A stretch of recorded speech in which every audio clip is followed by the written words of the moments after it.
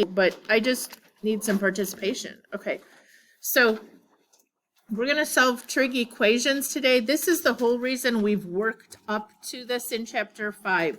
We did trig identities, we developed them, we simplified them, then we did trig proofs, which was just more trades, more complicated trades. Okay, we're now going to solve equations, and eventually some of them will require trades. Today, I don't think any of them are going to require trades, but that's why we've been doing this stuff. Okay, so eventually you're going to have to solve trig equations that have decimal answers. We're not going to get to this one today, but you're going to use trig trades and factoring out a trig function to solve a trig equation over either a defined or open domain, and hopefully by the end of the period that will make sense. We're going to do some of those. And then again, I don't know if we're going to get to any of those today or not. All right. So if we had this equation, the cosine is 1/2. If we graphed a cosine function, does everybody remember what a cosine function looks like? Starts at the maximum, goes to the minimum, finishes at 2 pi. Does that sound familiar? And it goes up as high as 1 and down as low as -1. Okay? So where does it hit 1/2?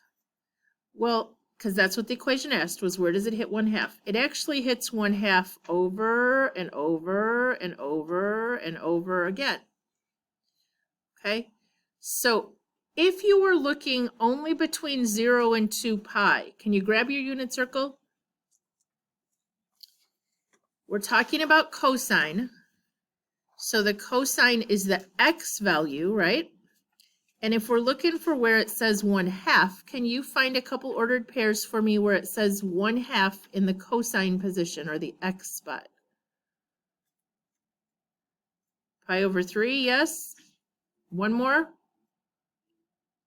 5 pi over 3. Okay. So if the directions to this equation up here had said I want only the answers from 0 to 2 pi, then you would have just said x could be either pi over 3 or 5 pi over 3. But if it said, if it didn't give an interval, or it just said all solutions, or sometimes it'll say all solutions from -infinity to infinity, how are we going to say that there's infinite solutions? Well, we can say there's a solution at pi over 3, and then the next solution would occur that's equivalent to that one would occur when we add or subtract another what? 2 pi, because one rotation, right? Let's think in degrees, because our brains think in degrees.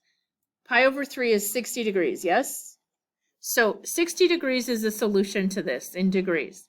But so is -300, 420, etc., because you could keep adding and subtracting 360, and that would be a name that would land you at the same spot. Does that make sense?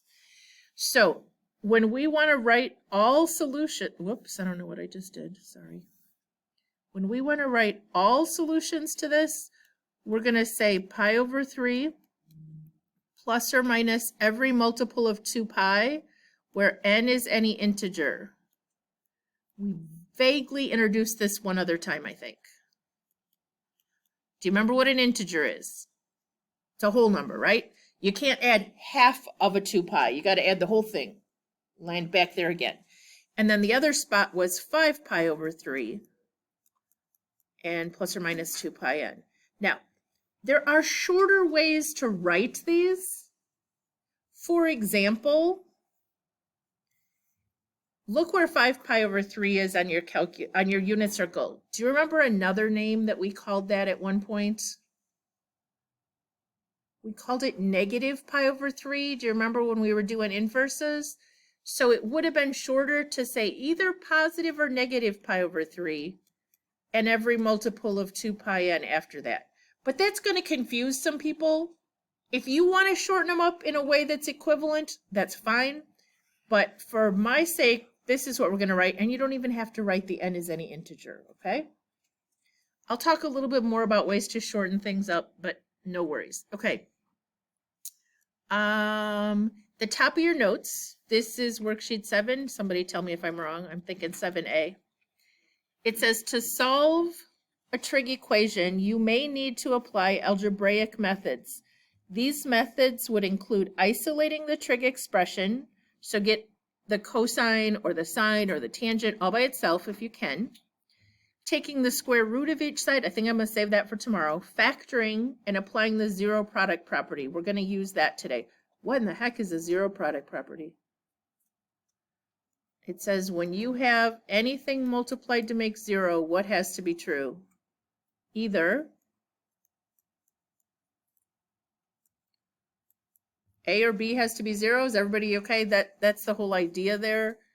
That's why we do factoring, is because one or the other of them has to equal 0. But the big deal is it has to equal 0 before we can do that.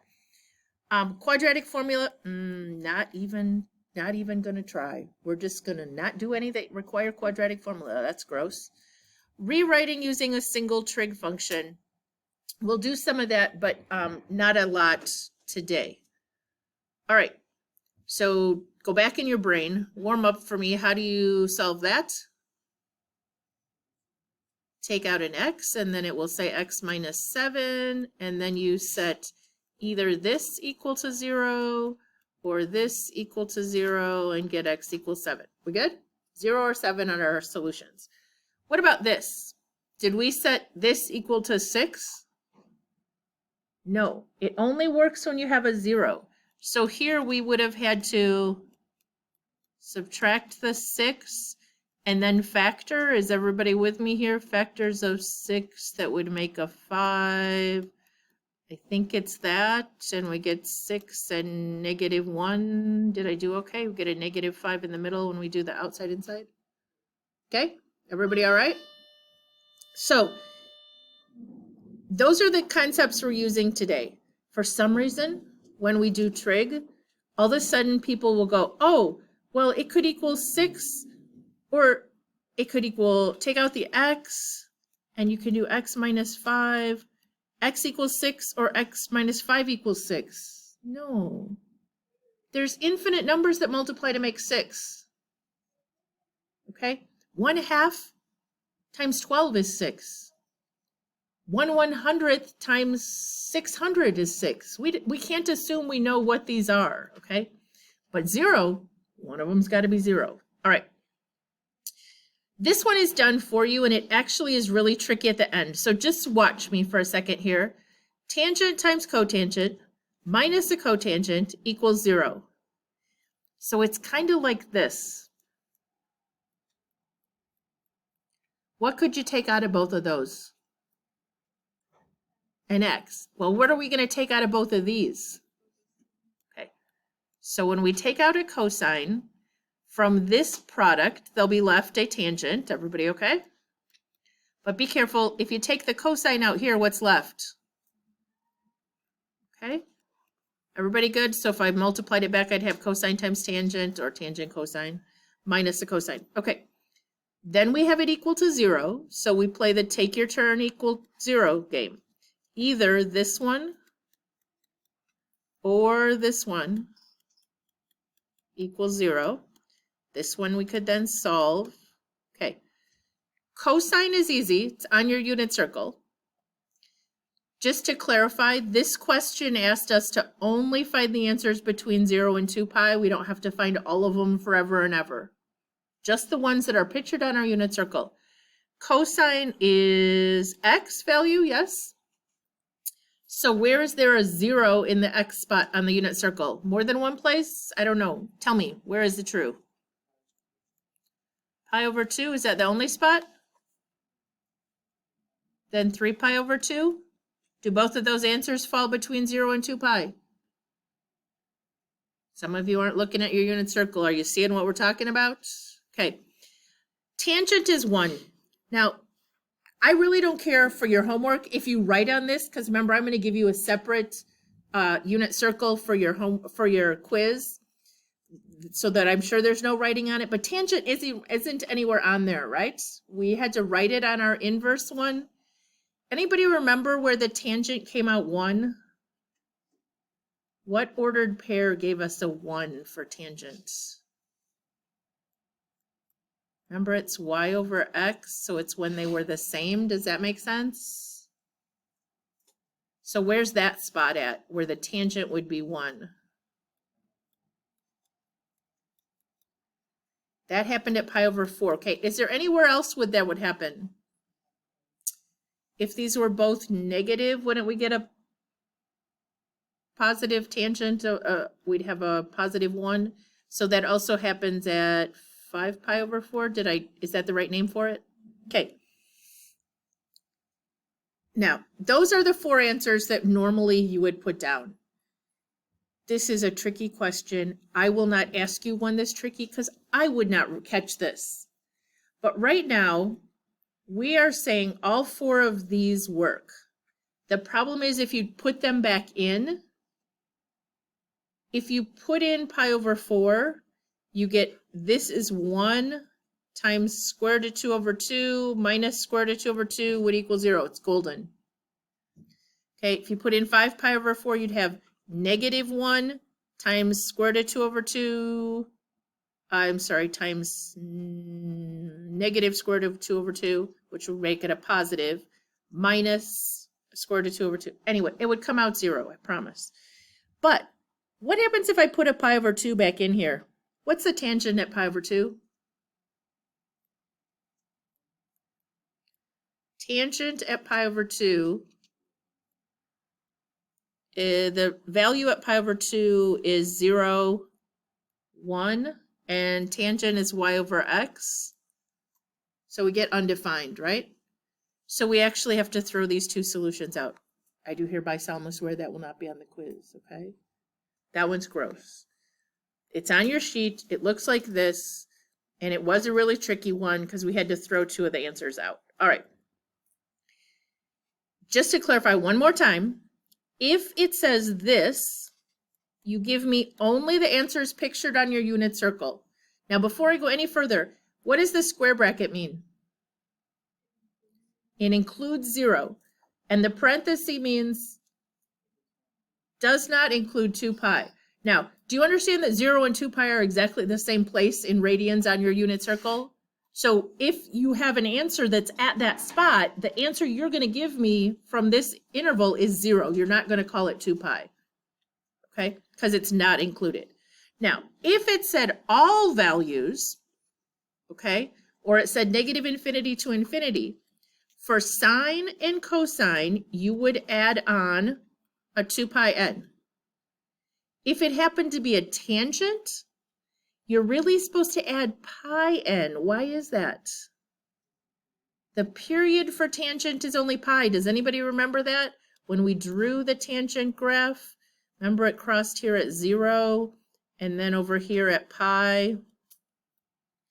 And it's really the slope of a line y over x, and the slope of this line up here in quadrant 1 is the same as this line, so it's a straight across thing.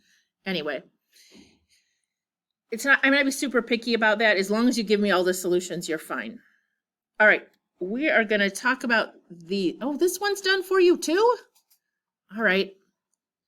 Any ideas? What would you do here if it said sine plus square root of 3 equals negative sine? You want to add the sine to the other side? That'll work. What's a sine plus a sine? 2 sine x plus square root of 3 equals 0. Now what? We still need to isolate the square root of, or the sine of x. So subtract that square root of 3 over to the other side. We could have subtracted it from the beginning. It doesn't matter. 2 sine x equals negative square root of 3, and we still need to divide by 2. Anybody lost? All we did was isolate the function using some algebra skills. Okay, it says all solutions, so what am I going to have to remember? Put some gnarly 2 pi n's on the back, okay? Where is it true? Sine negative square root of 3 over 2. Is that an x or a y value when it's a sine function we're talking about? So I'm looking for a negative square root of 3 over 2 back there. Zach, can you look at your unit circle and see where there's a negative square root of 3 over 2 back there? I want the angle. Or can I have a radian name? Okay, we got a 5 pi over 3. Anybody find the other one? What is it? Okay. So everybody looking at both those places and seeing a negative square root of 3 over 2 in the sign spot? There were two answers. And because it said all solutions, we got to put a plus or minus 2 pi n on the back. Everybody okay? And these are just always in radians. Delta math actually has some in degrees, but when you use this stuff in calculus, I think you do them in radians. So we're going to stick with radians. I think if you had to do them in degrees, you could, because if you understand radians, degrees are easier. All right, so this is an easy one. All values where the cosine is -1, it's all solved for us. We're looking for an x or a y, guys. Cosine is, yep, at the front, we're looking for a -1. Where is that happening?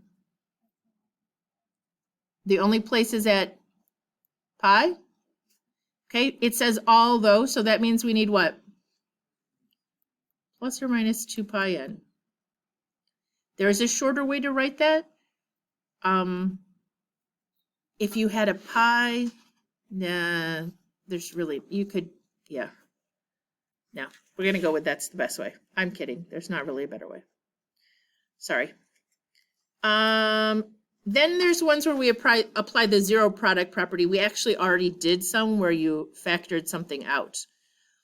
Okay, this is a commercial break for a warning. Students see sine squared minus sine x equals 0, and they are tempted to do this. Sine squared, that was an x, I guess. Move the one sine x over to the other side, and then divide both sides by a sine x. That seems like a really cool plan, right? And you end up with a sine of x equals 1. The problem is you just lost one of the solutions. It says in here, do not ever divide out a function, okay? Don't ever divide by a trig function. The reason is, if we had factored out the sign, we would have said it's where the sign is equal to either 0 or 1. Does everybody see how there's two possibilities there? And that comes up with extra solutions. Where's the sign 0? Can you look at your unit circle? Where's the y value 0? 0 and pi, is that right? And where's the sign 1? The y value 1? Pi over 2. So there were actually 3 solutions within one unit circle for this equation that we came up with up here, that we started with. If we had divided out the function, we would have only got the pi over 2, okay? So don't ever divide by a trig function. Okay, commercial break, done. What could we do with this disaster? It has a sine cubed in it. Okay, take a sine of x out. Out of an x cubed or a sine cubed, when we divide one of them out, we will still have what? Sine squared. And back here, this term was a 4 times a sine. We divided the sine out, so we still have a minus 4. Is that completely factored? Sine squared minus 4. Sine squared is a perfect square, 4 is a perfect square, and it has a minus. So as useless as I'm going to show you it is in a minute, it does factor sine x and sine x. And what do you do to a 4 when it's a minus 4? Plus 2 and minus 2. Okay, do you understand if we foiled that all back completely, we'd end up with what we started with? Okay. I said it was useless a minute ago because when we take our term equal and 0 here, we have the sine of x equals 0, the sine of x plus 2 equals 0, or just the sine of x equals -2. You don't have to show that other step if you don't want to. And this one said the sine of x minus 2 equals 0, which would end up being the sine of x equals 2. Why am I saying that's useless? Anybody know? That's true, but that's not why. That's very true. We could have done it that way. Can anybody picture the sine graph for me?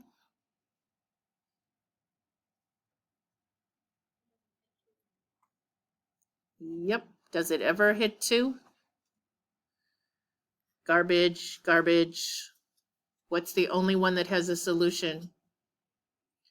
Where the sine hits 0.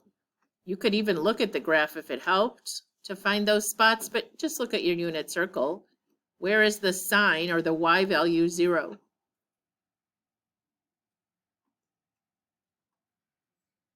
Zero. Where else? Pi. Now it says all solutions. So what do we have to put on the back of those? Plus or minus 2 pi n, plus or minus 2 pi n. That's one that could definitely be written shorter. Can anybody think how we could write that? You don't have to know how to do this, but some of you are pretty quick. Could you just say this? N could be 0, right? Because it's an integer. So it's 0 or 1 pi plus or minus 2 pi n. So it's 0 pi, 1 pi, 2 pi, 3 pi, 4 pi, 5 pi, 6 pi, 7 pi. So every multiple of pi works. So this is just like a shorter way to write it, but I am perfectly happy with this. All right, number 3, what do you want to do here? We can do this one. We got this. Take a cosine out of this term and this term. It will say cosine of x times what?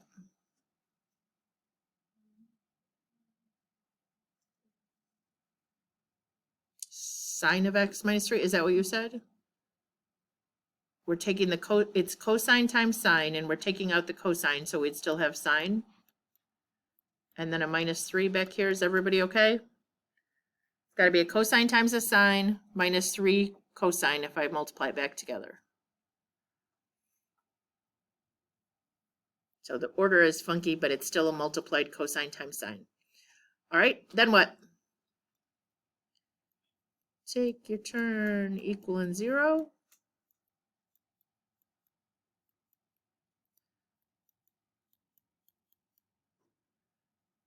What's sine x equals 3? Garbage. If this were a quiz, though, you would still need to show that. You factored it, show how you did it. All right, and then cosine is 0 means x is 0. Where does that happen? Pi over 2 and 3 pi over 2. And it still says all solutions at the top, so we need to put plus or minus 2 pi n. There is a shorter way to write that. Several shorter ways to write that. Anybody want to ask me about one, or are you good? I'll just keep going. If somebody thinks they have a shorter way and they want me to check it, let me know. Number 4. Do you remember my commercial break? What can we not do here? We can't divide by the sine of x. So we're going to have to move it over. 2 sine cubed of x minus a sine of x equals 0. Remember, factoring only works when we have a 0. So what can I take out of both of those? Sine of x. And then I would have left a 2 sine squared of x minus what? Minus 1 equals 0. Did we lose anybody on that step? Okay.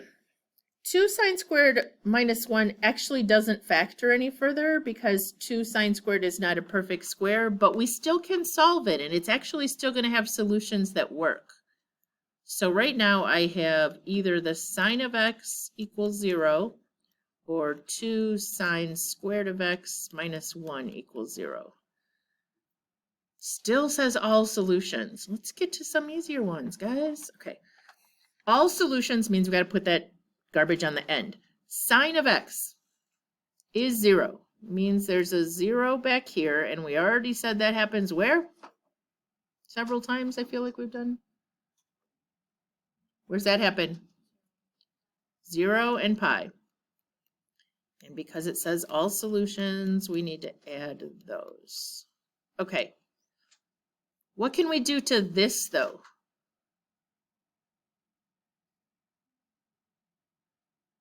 This actually has solutions. Anybody know what we would do? What? Yes. Add the 1 over to the other side. Divide by the 2. Everybody okay so far? Now, the problem is we still do have to square root. And students sometimes mess this up. The first thing we have to remember is when you square root anything with an x, you have to remember what? Plus or minus 2 solutions. Good job. What's the square root of 1? 1. But in the denominator, we have a square root of 2. Is that on my unit circle? The answer is actually yes. It's just hiding. How do you rationalize that? Multiply over square root of 2, and you end up with plus or minus the square root of 2. Square root of 2 times square root of 2 is 2. Now, do you recognize it from your unit circle? And because it's plus or minus, it's a whole bunch of places, right? So where is there a positive or negative square root of 2 over 2 back there? Ugh. Start listing them for me. Pi over 4. 5 pi over 4. 3 pi over 4.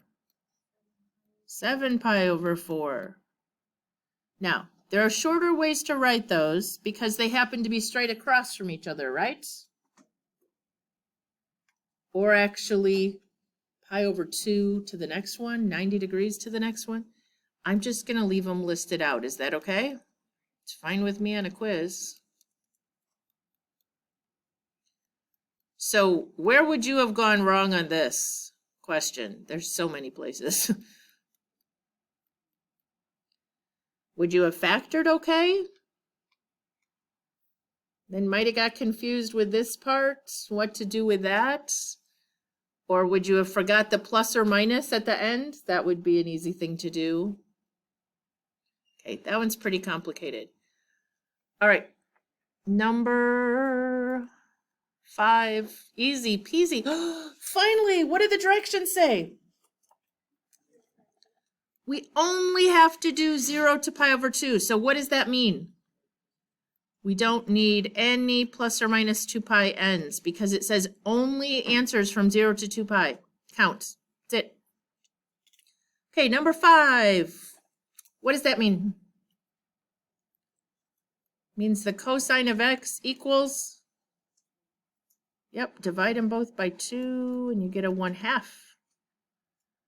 Think that's 2 places. Where is the cosine 1/2 on your unit circle? Logan, can you tell me one?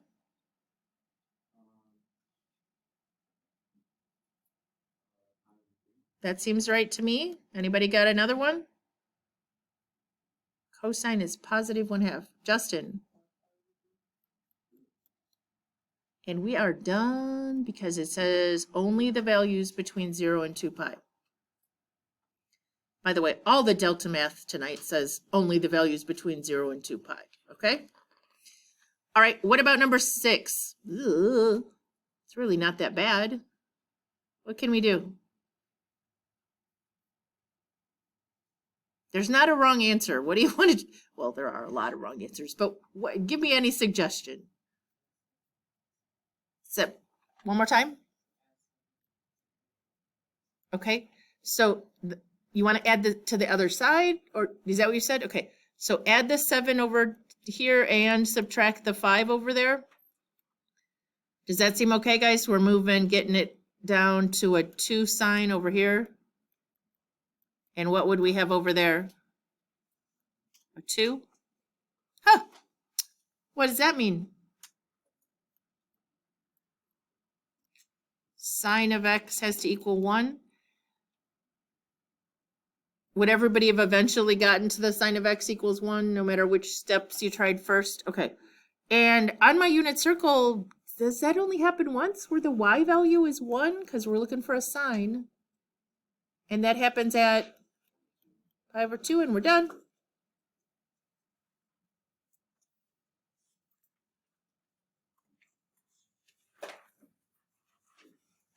Okay.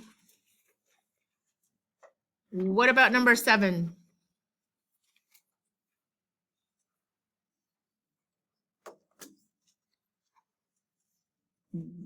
We can't divide by tangent, so we're going to have to 4 sine squared x times a tangent of x minus a tangent of x equals 0. We're going to factor out that tangent, but before we can factor, it has to equal 0. All right, now if I take out the tangent of x, what do I have?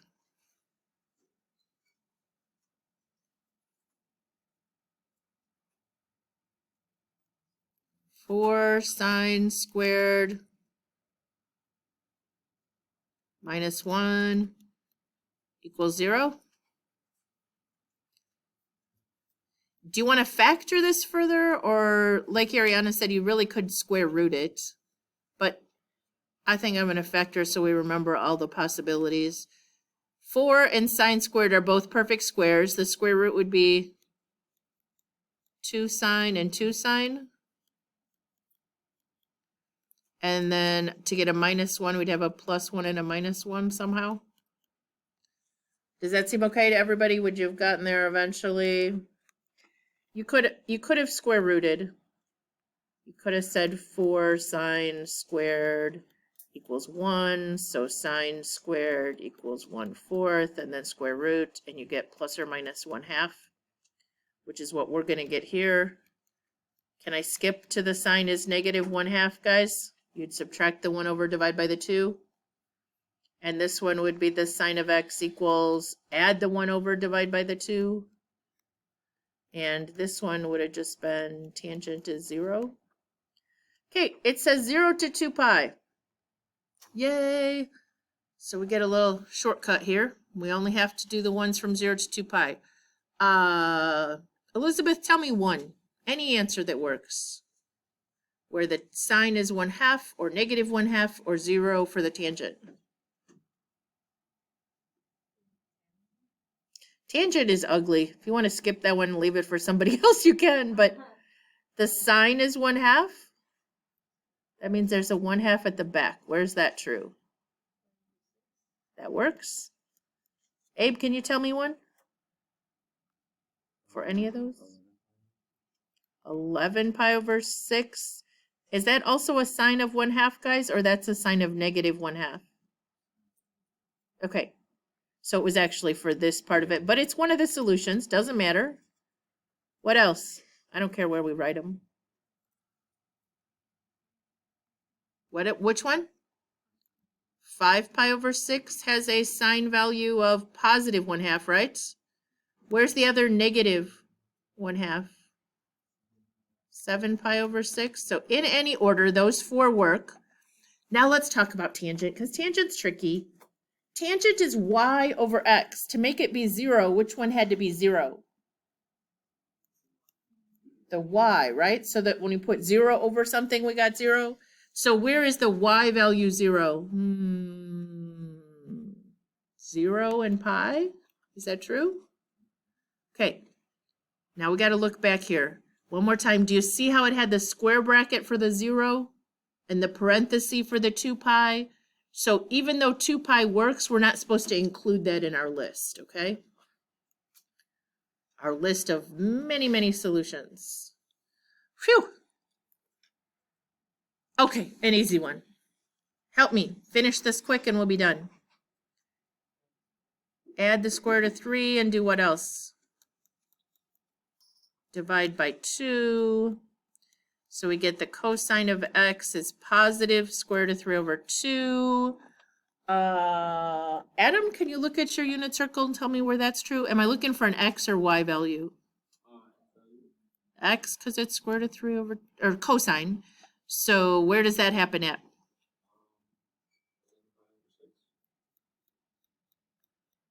And is that right, guys? Okay. Since it doesn't say all solutions, we're done. All right, we're going to finish the rest of this tomorrow. This is what the delta math looks like tonight. Does this seem like one you could do? I just put this up here because does this mean the same thing that we were just doing? Okay, just 0 to 2 pi, not including the 2 pi. So this would be what answer? Sine equals 1. Where's that true? Pi over 2? Okay. What about this question? Ooh, that's a good one. We should go over that. I didn't talk about that today. Anybody? It would be the secant of x equals 2. So we would get, we could look at the unit circle and try to figure that out. But what is this really?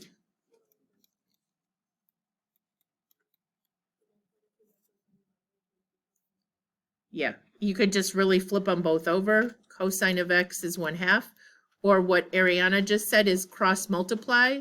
So you get 2 cosine of x equals 1, which means the cosine of x is 1/2. I would have just done it from here. If the secant is 2, the cosine had to be 1/2. Okay, so then where does that true? Where's the cosine 1/2? Pi over 3. Everybody knows how to put two answers in delta math. Just put a comma or the little plus sign. And I think they, on the delta math, they have the little pi down there that you can just click on that button. Otherwise, I think you can even type a pi and it'll turn to a pi. I kind of like that one.